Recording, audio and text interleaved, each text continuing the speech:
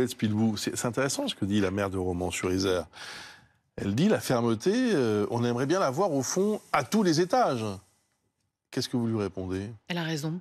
Elle a raison. D'abord, c'est le maire d'une ville moyenne qui a vécu les émeutes. Elle l'a rappelé. Ces émeutes, elles ont traumatisé tous les habitants qui les ont vécues et même ceux qui les ont juste vus à la télé quand ils n'avaient rien chez eux. Et ce qu'on attend tous, nous les Français, c'est d'avoir une justice extrêmement ferme avec des jeunes et en particulier avec des jeunes mineurs qui sont des bandes organisées sans foi ni loi, qui laissent planer un sentiment d'impunité. Donc l'exemple qu'on a là, aujourd'hui, sur ces manifestations de l'ultra-droite qui ont des slogans néo-nazis, qui s'organisent avec des barres de fer, des armes pour appeler à la violence et pour faire comme une sorte de ratonnade, bien, il était essentiel effectivement qu'à un moment où on sent que la bascule serait possible, qu'il y ait une fermeté très forte de l'État et que on montre que ce n'est pas faire justice soi-même qui peut régler les problèmes de la société. Il faut faire tout ça aussi dans le calme, avec la sérénité, parce qu'on a vu ces dernières semaines des déclarations comme celles qu'on vient voir qui ne font que embraser le débat et empêcher la justice de faire son travail sereinement. Philippe Ballard, qu'est-ce que vous répondez à cela? Alors, à quelle question? Parce qu'il y a eu plusieurs thèmes de soulever. Alors. Justice à tous les étages, demande la maire Oui. de Romans. Et au fond, est-ce que vous avez le sentiment que c'est le cas? Ou est-ce que vous avez le sentiment qu'il y a une justice à deux vitesses, qu'il y en a une qui est plus sévère pour, disons les choses, pour l'ultra-droite que pour d'autres? Ah ben, on dénonce un laxisme judiciaire global, mais depuis de longues années, ça n'a rien de nouveau. Ça dépend du magistrat sur lequel on tombe. Si on tombe sur un syndicat, sur un magistrat syndiqué OSM, au syndicat de la magistrature, vous savez, c'est le fameux mur des cons. On s'en souvient, il y a une dizaine d'années, et que vous êtes membre de ces groupuscules. Encore une fois, alors que ça soit bien clair, hein, on ne répond pas à la violence par la violence. Il n'y a pas de la place en France pour des défilés, des expéditions punitives et la justice privée. Voilà, ça c'est clair. Alors cela étant dit, oui, là la réponse a été extrêmement rapide. Quand même, on aimerait que la rapidité soit de mise tous les jours. Tous les jours, quand des Français se font agresser quotidiennement, qu'ils vont porter plainte, ils attendent quand c'est traité, plusieurs mois, voire plusieurs années. Donc, il faut regarder dans la bonne direction. Vous savez, en écoutant ça, moi, je pense à cet ancien président de la République qui, lors d'un sommet de la Terre, il y a 20 ans, disait « Notre maison brûle et nous regardons ailleurs ». Vous voyez à qui je fais référence? Ben là, notre maison France brûle et on regarde ailleurs. Alors tout le monde ne regarde pas ailleurs. Heureusement, il y en a quand même. Depuis 40 ans, la gauche, la droite, le centre, ils regardent ailleurs. Heureusement, Marine Le Pen, Jordan Bardella et le Rassemblement national, et j'en conclurai par là, on regarde dans la bonne direction, on nomme les choses, parce qu'on n'a pas nommé les choses pendant de très longues années en France, et on apporte des solutions, et ça commence par juguler une immigration complètement incontrôlée et mettre fin à ce laxisme judiciaire. Alors voilà, le mot est lâché, laxisme judiciaire, au fond, est-ce que, voilà, trop souvent, des actes même graves ne sont pas assez sévèrement punis, selon vous? Alors, je crois que on peut comprendre ce que les Français ressentent quand ils voient une peine qui est insuffisante ou une peine qui arrive 2 ans ou 3 ans après. Surtout pour un jeune, on sait que c'est la rapidité de la peine et la rapidité de son exécution qui vont montrer l'exemple à tous les autres et montrer l'exemple de la fermeté de la justice. Donc ça, on peut le comprendre. Après, dire que c'est laxiste, c'est une espèce de généralisation, alors qu'on le sait, il y a un manque de moyens historiques dans la justice, dans la police, qu'on répare depuis plusieurs années. Quand Gérald Darmanin annonce dans le département de la Drôme 2 nouvelles brigades de gendarmerie, c'est des moyens en plus. Dans ma circonscription à Lille, dans le Nord, il y a 330 policiers de plus qu'il y a 4 ans. Donc il y a beaucoup d'efforts qui sont faits, mais on répare des moyens. Et c'est vrai que plein de fois, on trouve que la justice est trop lente. Donc que là, on ait des exemples de rapidité, qu'on ait ces 6 jeunes... Trop lente ou pas assez sévère? Il y a un code pénal qui est très ferme. Il y a Moi, une souvent... affaire récente, ce policier qui a été traîné sur 35 mètres à Nantes, sur 35 mètres sur 20 mètres à Nantes, et l'auteur des faits a écopé de 35 heures de TIG, de travail d'intérêt général. Ça a beaucoup choqué. Bien sûr. Le parquet a fait appel d'ailleurs. Bien sûr, moi je pense qu'il faut des peines très fermes, très exemplaires. On est dans un moment où le grand risque qu'on a, c'est d'avoir des populations qui finalement généralisent la responsabilité d'une bande organisée de jeunes complètement sociopathes. Hein. Quand on vient tuer quelqu'un dans une fête de village paisible, c'est des choses qu'on ne peut absolument pas laisser passer. Il faut être très ferme là-dessus. Et si on n'est pas suffisamment exemplaire dans l'ensemble de la réponse pénale, avec un code pénal qui permet d'être ferme au juge, eh bien, on a un risque que des personnes qui, au départ, sont modérées, veulent faire justice elles-mêmes. Et je ne parle pas seulement des bandes de l'ultra-droite qu'on voit aujourd'hui défiler dans la rue, mais aussi des pères et des mères de famille qui trouvent qu'on ne va pas assez vite et pas assez fort. Donc là, on a une vraie responsabilité.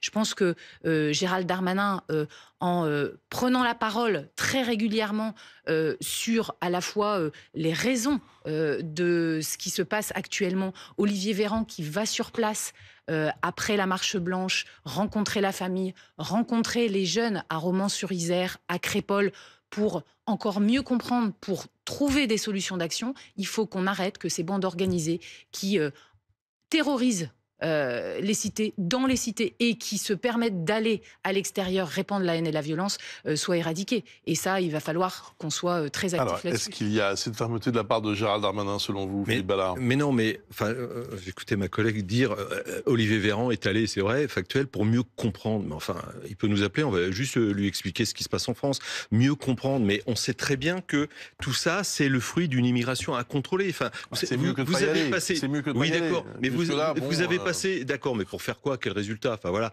il s'est fait huer d'ailleurs, hein, entre parenthèses. Il a dans discuté ce petit village très paisiblement avec la famille, l'entourage, et il a passé de longues heures à écouter. C'est bien à écouter, mais ce qu'il faudrait, c'est qu'il agisse aussi. Mais vous avez passé un extrait de Madame Toraval, la mère de Romans. Moi, je la connaissais pas, femme extrêmement courageuse. Elle a dit effectivement que le caractère raciste, elle y tient. Les familles des victimes y tiennent, et ça doit être pris en compte. Et elle a dit également. Elle a également dit, il aurait fallu que l'on communique les prénoms, parce que ça a été un grand débat, des personnes qui sont pour l'instant toujours placées en garde à vue, parce qu'il y a eu 96 heures de garde à vue.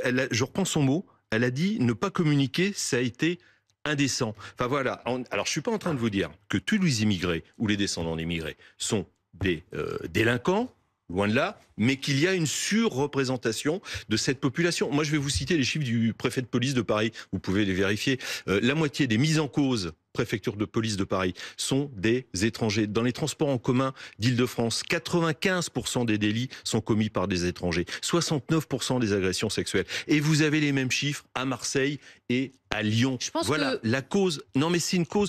Enfin, si on voit pas ça, on voit pas l'éléphant au milieu du couloir. Et là, la médecine, elle peut plus rien pour nous. Ou alors, on est des collabos. Enfin voilà. Le ministre de l'Intérieur, tout cela. Le ministre de l'Intérieur, il reconnaît tous les chiffres de la délinquance. Chers collègues, on se parle souvent. Voilà, on se parle souvent, on se connaît, on se respecte. Donc, oui. Alors, bon, je finis ma phrase et comme ça vous pourrez me répondre. Mais Monsieur Darmanin, le problème, c'est que honnêtement, il ment un peu de temps en temps quand même.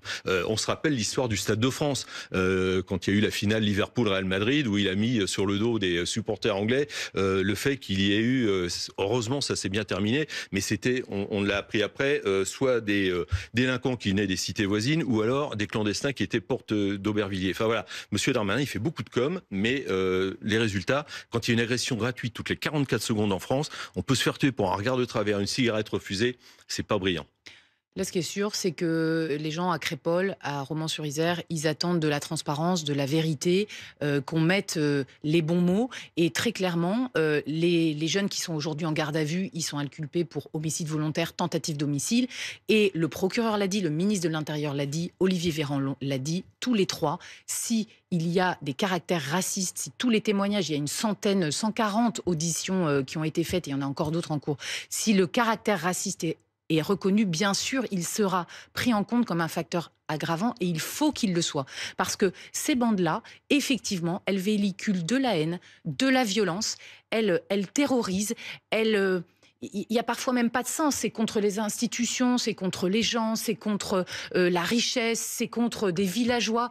Il n'y a pas une cause qu'ils défendent. Donc c'est quelque chose qui est complètement sans foi ni loi et qui... Parfois, s'il y a une haine de la France ou une haine des Français dans ces bandes violentes, eh bien, il faut que ce soit reconnu dans les délits et que ce soit des circonstances aggravantes dans les sanctions. Mais ça ne veut pas dire qu'il faut généraliser à toute une communauté de personnes qui parfois portent le même prénom que ces délinquants violents et qui se sentiraient stigmatisées. Elles vivent aussi la terreur dans les cités parce qu'on sait que tout ça, c'est lié au trafic de drogue, à la misère.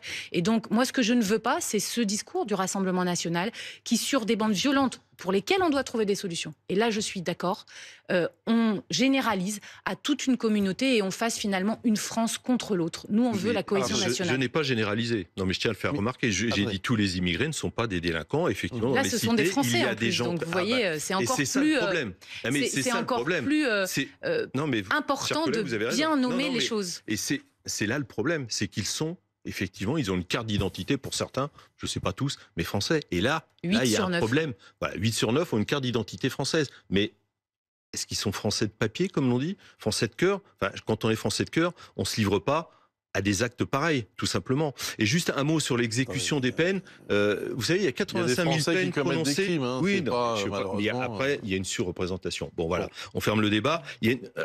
On parlait des peines. Il y a 85 000 peines prononcées en France qui ne sont pas exécutées. Et ce qu'a fait M. Dupond-Moretti, il nous a dit, c'est à vérifier, mais maintenant, quand quelqu'un, notamment des mineurs, sont pris, ils passent plus vite devant le juge.